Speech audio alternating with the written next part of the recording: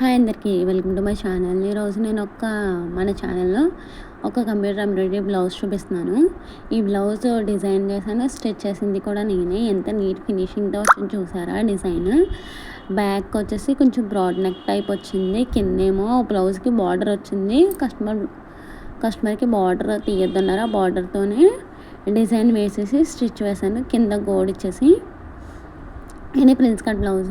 ఇది హ్యాండ్స్కి వచ్చేసి నెట్తో వేసనమాట. ఇది డబల్ నెట్, మనకి నెట్ లేకుండా కూడా వేసుకోవచ్చు ఈ డిజైన్. ఇది సింపుల్గా ఉంటుంది అని చెప్పి కస్టమర్కి హ్యాండ్స్కి నెట్ వేయమన్నారు.